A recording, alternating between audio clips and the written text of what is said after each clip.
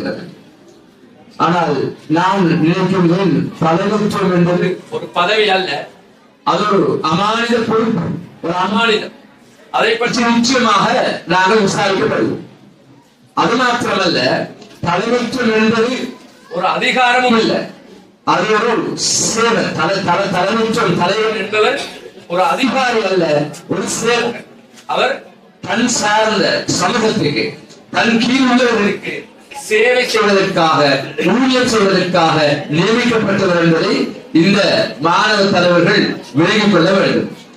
நாங்கள் நபி ஸல்லல்லாஹு அலைஹி வஸல்லம் அவருடைய வாழ்க்கையை எடுத்து பார்த்தால், நபி ஸல்லல்லாஹு அலைஹி வஸல்லம் அவரிடம் இருந்த ஆக பிரதானமான விடயங்கள், ஒரு தலைவருக்கான குவாலிட்டிஸ், நபி ஸல்லல்லாஹு அலைஹி வஸல்லம் தோன்றி மறைக்க ஏறத்தாழ 1400 வருடங்கள் கடந்து விட்ட நிலையிலும் கூட உலகத்திலே பெரும்பான்மையான மக்களால் பின்பற்றுகிற ஒரு தலைவராக இருப்பதற்கான மிக பிரதானமான காரணம் அவர்களிடமிருந்த தலைமைத்துவ பண்புகள்.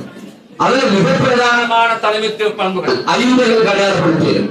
ரசூல் ஸல்லல்லாஹு அலைஹி வஸல்லம் அவரிடம் இருந்த மிக பிரதானமான 5 தலைமைத்துவ பண்புகள் எங்களுக்கு அடையாளப்பட்டு, அதுல முதலாவது பண்பு, மிக பிரதானமான முதலாவது பண்பு நபியிட்ட இருந்தது சமூக உணர்வு. ஆகவே எங்களுடைய தலைவர்களிடம் இருக்க வேண்டிய வர வேண்டிய மிக பிரதானமான பண்பு சமூக உணர்வு. சமூகத்தை நேசிக்கக்கூடியவர்களாக அவர்கள் இருக்க வேண்டும். இரண்டாவது இருந்த மிகப்பெரிய பண்பு பொறுப்புகளை அல்லது வேலைகளை பகிர்ந்தளித்தார்கள். சமூகத்திலேயே வேலைகளை பகிர்ந்தளித்தார்கள். மூணாவது நபியிடம் இருந்த ஒரு மிக பிரதானமான பண்பு, எதையுமே ஆலோசனை செய்யாமல் செய்ய மாட்டார்கள். நான்காவது நபி ஸல்லல்லாஹு அலைஹி வஸல்லம் அவரிடம் இருந்த ஒரு பண்பு, பொறுப்புகளை அல்லது பதவிகளை துறை சார்ந்தவர்களுக்கு, தகுதியானவர்களுக்கு கொடுப்பார். கடைசியாக 5வது இருந்த மிக பிரதானமான பண்பு, தானும் சேர்ந்து செய்வதாக இருந்தார்கள்.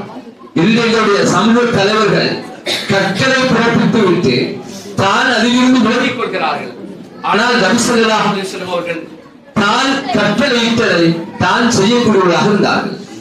நான் நினைக்கிறேன் 5 குவாலிட்டிஸ், இந்த 5 பண்புகள் இந்த 35 மாணவர்களிடம் வர வேண்டும்.